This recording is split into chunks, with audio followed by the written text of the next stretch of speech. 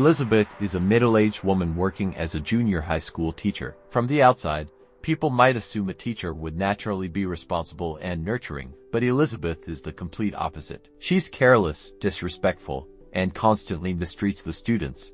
Most days, she curses at them, avoids teaching altogether, and simply puts on movies to pass the time. On top of that, she often comes to work under the influence of alcohol or drugs. Elizabeth has only one real goal in life: to marry a wealthy man and drain him of his money. She's a classic gold digger. At the moment, she's dating the son of a very rich businessman, and everything seems to be going her way. Confident that she's secured her financial future, she boldly quits her job at school, convinced she will never need to work again. But her fantasy collapses the moment she gets home. Her boyfriend and his mother are waiting for her, and he immediately announces that he wants to end the relationship. He finally realizes that Elizabeth only cares about his wealth and has no genuine feelings for him. He even exposes the fact that she has been stealing money for months from his wallet, his office, and even his mother, just to buy expensive things for herself. Elizabeth tries desperately to deny it, but he refuses to listen and storms out, leaving her stunned. Suddenly, Elizabeth finds herself with no money, no fiancé, and now no job. She swallows her pride and returns to her old workplace, the junior high school, asking to be rehired. On her first day back, she immediately crosses paths with her longtime rival, Amy Squirrel. The two exchange snide remarks and passive-aggressive insults, making it obvious that they have always despised each other. Elizabeth then walks into her classroom, where the students are surprisingly happy to see her return, but she remains completely indifferent. Instead of teaching, she sits down and starts eating breakfast. When the students ask her to begin a lesson, she ignores them and puts on the movie Stand and Deliver, insisting it will magically improve their grades. After that, she pulls her jacket over her face and takes a nap right there in class. During lunch, Elizabeth reconnects with the only person she considers a friend at the school, Lynn, another teacher. They talk about their lives, and Elizabeth reveals her new plan. She wants breast implant surgery so she can look more attractive and catch a rich man. Meanwhile, we're introduced to Russell, the school's gym teacher. He has had a crush on Elizabeth for a long time, but she never pays attention to her. He lacks the one thing she cares about: wealth. Things change when a new substitute teacher, Scott, arrives. He's young, handsome, and most importantly, wealthy. As soon as Elizabeth hears about his financial background, she begins plotting. She accidentally bumps into him, flirts, and casually gets him to reveal that he's single. Scott explains that he recently broke up with his girlfriend, even showing Elizabeth a photo. When Elizabeth sees the ex's large chest, she becomes jealous and immediately assumes Scott prefers women with bigger breasts. That pushes her even more toward the idea of getting breast enhancement surgery. She goes to a clinic and starts filling out the paperwork, but when she hears the cost, $9,000, she stops instantly. Elizabeth doesn't even have $50 to her name, so the dream feels impossible. That night, she calls every friend and acquaintance she knows, trying to beg for money. But since everyone is well aware of her manipulative nature, they all refuse to help.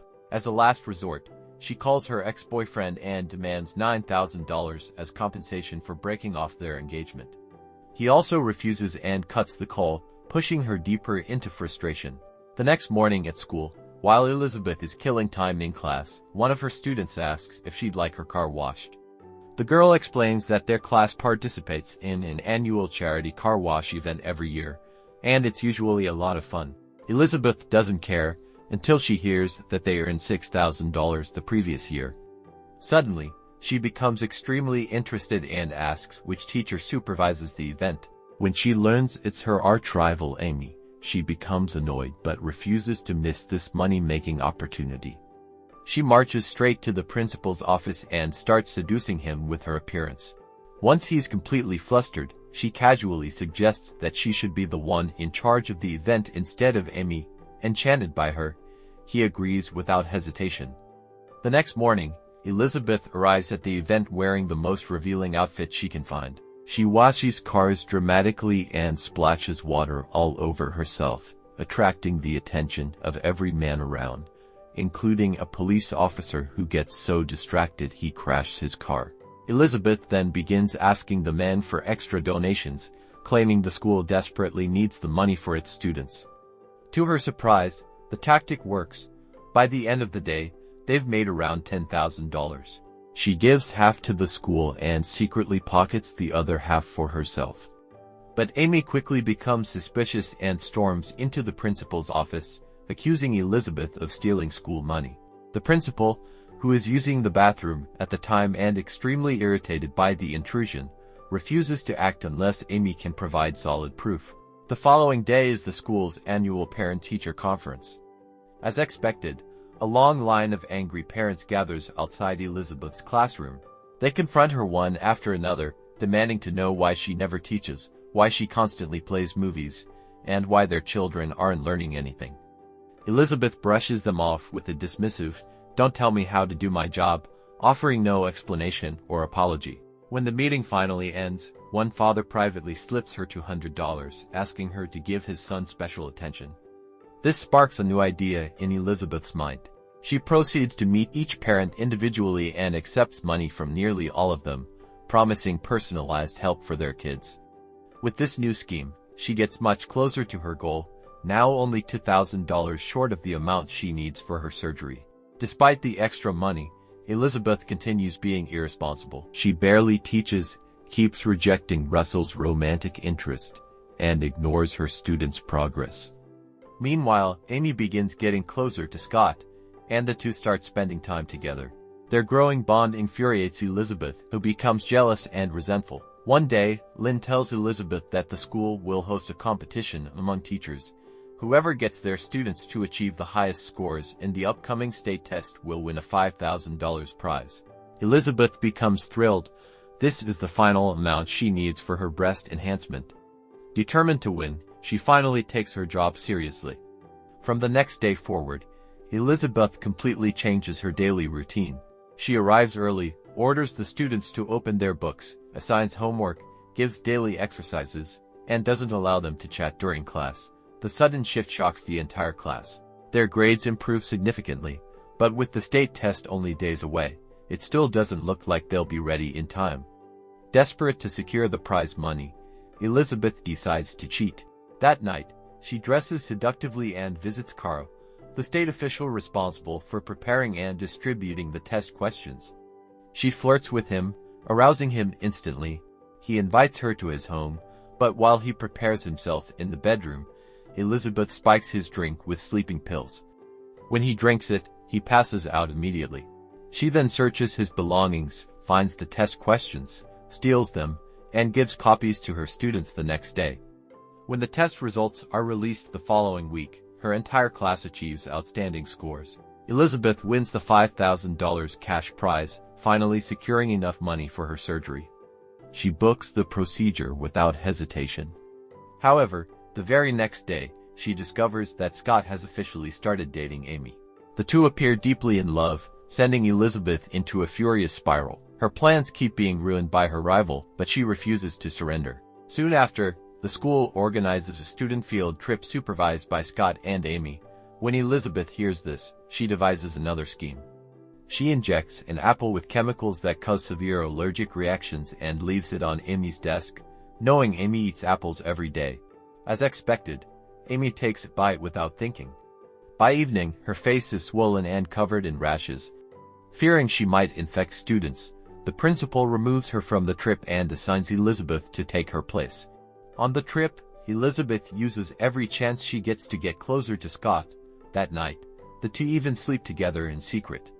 Meanwhile, back at the school, the enraged and jealous Amy becomes determined to destroy Elizabeth once and for all. She sneaks into Elizabeth's classroom, searching for evidence. The drawers are locked, so she switches Elizabeth's desk with her own and convinces a janitor to break it open. Inside, she discovers the stolen state test papers, exactly what she hoped to find. Armed with this evidence, Amy runs to the principal and accuses Elizabeth outright. This time, the principal believes her but explains that he can't take serious action unless Carl corroborates the story. So Amy immediately visits Carl and blackmails him. She threatens to expose his involvement with Elizabeth unless he confesses everything publicly. Terrified, Carl reluctantly agrees, Meanwhile, on the field trip, Elizabeth is having a great time with the students. She even helps a shy, bullied boy gain popularity by giving him one of her undergarments as a lucky charm. Russell witnesses this and is impressed by her unexpected kindness. He approaches her later, complimenting her generosity, and she responds by praising his sincerity and appearance. Their moment of connection is abruptly interrupted when Amy suddenly shows up, smirking and telling Elizabeth she'd be arrested soon. Realizing Amy found the stolen test questions, Elizabeth quickly forms a counterplan. Once Elizabeth returns home, she pays her roommate to deliver a package to Carl. When he opens it, he finds several nude photos of himself, taken by Elizabeth while he was unconscious. She demands that he deny ever meeting her in exchange for keeping the photos private. Now Carl is being blackmailed by both women, and after struggling to decide, he chooses to lie for Elizabeth. When the case is reviewed again, Carl claims he never met her. Elizabeth then steps forward and accuses someone else of using drugs in the classroom. She already knows Amy switched desks, and while the lower drawer held the test papers, the top drawer contains narcotics, which Amy never realized. Police officers arrive at the school to investigate, and when they search Amy's desk, they find the drugs. She is immediately arrested, bringing an end to the fierce rivalry between the two teachers. In the final moments, Scott approaches Elizabeth and asks her out, telling her he genuinely likes her. But in an unexpected twist, Elizabeth rejects him. She explains that she already has someone better, someone caring, honest, and handsome. She then turns toward Russell and kisses him passionately, beginning a sincere relationship with him.